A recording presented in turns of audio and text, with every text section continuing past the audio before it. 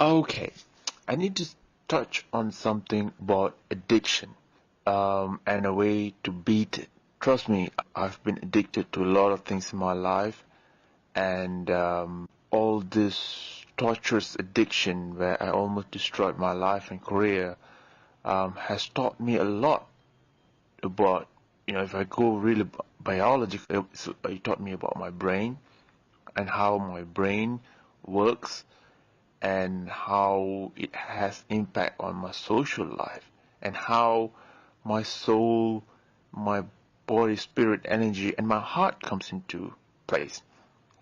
Um, so just a recap, if for people who don't understand why we get addicted to something in the first place, it's about a chemical called dopamine in our brain. It's a significant chemical in our brain that dictates how confident we are and how validated we feel. If you feel less motivated to do something or to even get off your bed, you might be lacking dopamine. It's also dubbed as a reward chemical. You do something and you get it and you feel good and you feel like you want to do that even more. And that's the thing about dopamine, is that it's highly addictive. Most diseases and addiction relates to the brain chemical called dopamine. It's from OCD, obsessive compulsive disorder, to ADD, drug addiction, cigarette addiction, and other addictions like pornography addiction and even Instagram or social media addiction.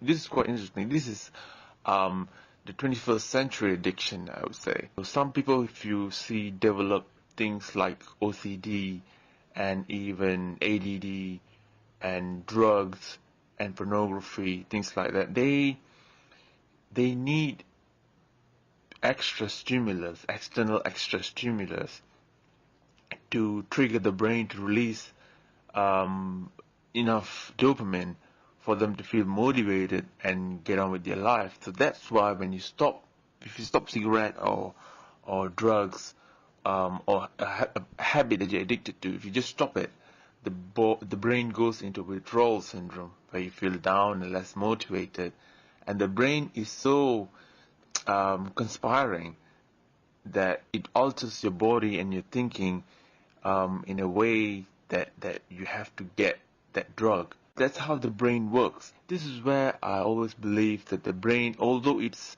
one of the most intelligent creation ever, is not that smart as we think. It needs some training for it to, do its best job. All the brain knows is to keep you safe. And you move, that's where the comfort zone comes in as well. Anything that goes out of the comfort zone, the brain thinks that it's a threat. So that's where the brain gives you excuses of why you shouldn't get it done, or why you can't get it done. Call it the lame excuses. And this is where some motivation is required and willpower is required to tell your brain that everything's going to be alright. You won't know until you try. The moment you try it, the brain have a new skill unlocked, and the brain will think like, you know what, it's not that bad. I think I'm okay, I'm comfortable with this now. But when you're addicted to something, the brain really thinks, like when you, for example, if you're taking cocaine, the brain really thinks that you need that for this dose of dopamine, and when this drug is not there, it thinks it's a threat to your existence.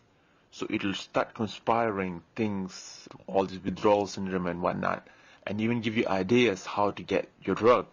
That's where sometimes we think you can see drug addicts go to the extent of stealing money from their parents and even hurting people that they love just to get this drug. This also happens not only people who are trying to stop drug addiction, but people who are getting deeper and deeper into this addiction, because the more drug you take, the more dopamine receptors are gonna get hammered and damaged. So normally the brain will require something more to give you a kick. So that's why they go into a higher dose of drug, or they take 2 drugs at the same time and things like that. It just changes your brain wiring. So now it comes to a comes into question. If the brain is what we have, and the brain itself is addicted to something, is malfunctioning per se, how can we override the brain? How can a malfunctioned brain can override a malfunctioned brain? How is that possible, right? This is where your willpower comes in. Your willpower and your motivation, it's something else. This can override the brain, and it might sound corny or crazy as I speak. Some people might leave in the comment that what I'm talking is not researched and it's not backed up by science and whatnot. But recently it has been found that the heart also have neuron connections, which can give similar function as the brain. And there is this heart to brain connection that is going on in our body that we don't even notice. So instead of just focusing on the brain, we should embrace the heart to brain connection. So whenever the brain is going off track, the heart has to intervene to smack the brain and say that you're not doing it right, man, get back into your place. So this is where your willpower comes in. This is where some drug addicts realize that they have a problem and they're not functioning the way they should do. They're doing some acts to get the drug, but the moment they get their drug, they feel ultimate guilt and they don't know why this is happening. The reason why you're feeling guilt is because you're going against your sole purpose. So the willpower comes from your heart. So this is what we need to train. Embrace your heart, guys. If you're addicted to something, you have to find some other stimulus to get your usual source of dopamine. And it's not going to be an easy task. I'm not going to sit here and say that it's going to be walk in the park. The moment you find your heart-brain connection, it's going to be walk in the park to rewire your brain and to get rid of your addiction. No, it's going to be hard. Probably the hardest thing you have to try in your life. You got to understand is that we are all in this together. I'm sure if you meet about 5 people out there, at least one will be addicted to something. Like social media this is the 21st century addiction. Every time you get a like on Instagram or get a message on WhatsApp and someone likes your comment, you get a hit of dopamine. And the moment you get it, you feel good, and that motivates you to do that even more. So much so that some people are really addicted to social media, and it's affecting their career and their life. Some who has the willpower can manage both. I feel good if someone likes me on Instagram, but I have other things to worry about, so this doesn't seem to be significant for me. So the best thing is get out there. Number one, if you have a problem, some people are addicted to pornography, and because it's such a taboo, they just don't want to talk to anybody. Have the courage and tell people that you know. Tell the closest friend. Don't go tell your dumbass friends that you have. It's going to make it worse. I'm sure there are people who you can trust in your life. If you're in denial of it, please stop being in denial and think properly. There must be although if you feel like the whole world is against you, there is somebody out there who cares about you.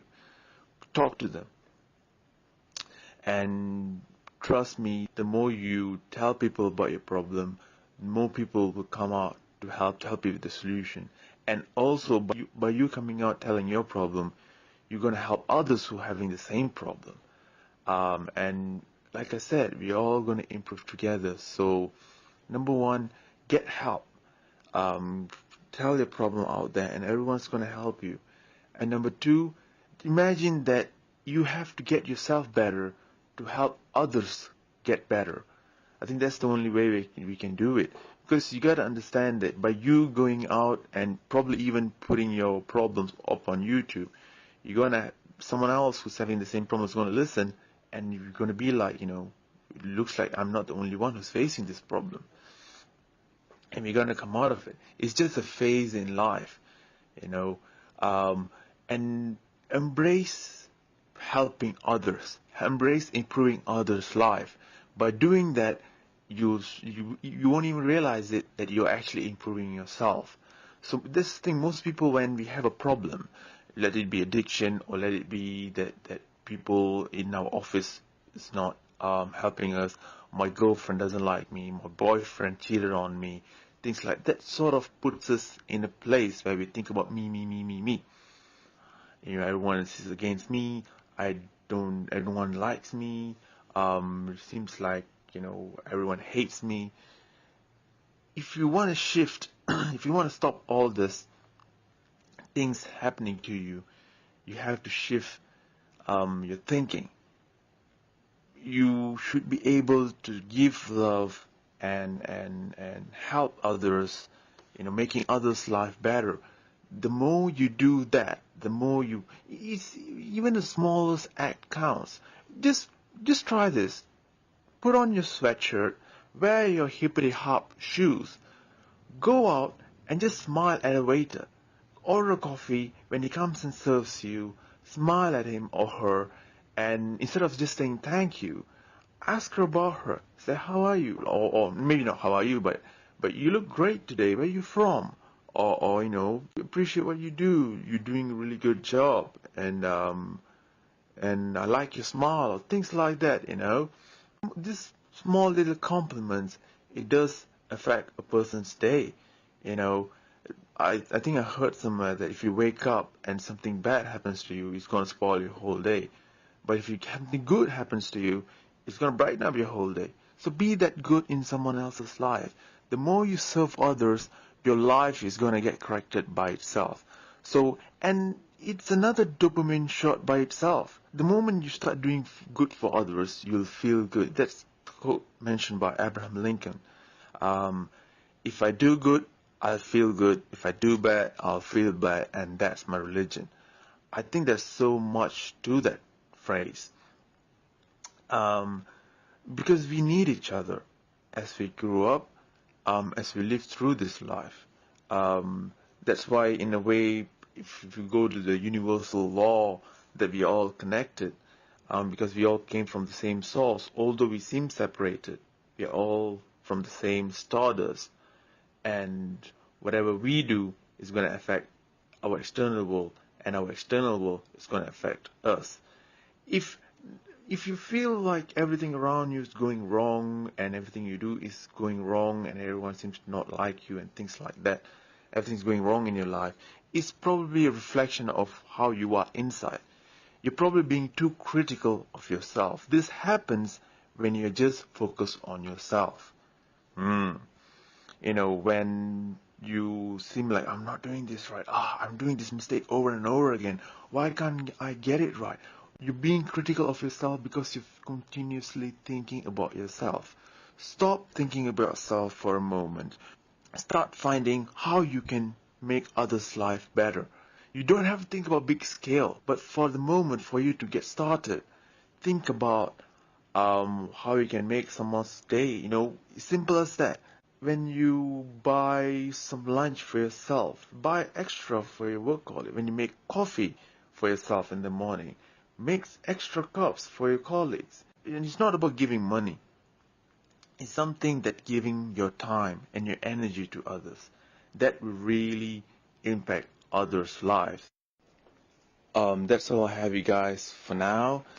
Do comment. By the way, this is the first time I'm doing a video of this because I want to share my experience, and I want, if possible, I want to impact other people's life positively. So I do expect that there's some mistake or a lot of mistakes I might have made in my video. So if you can leave your comments on how I can improve this, is much appreciated.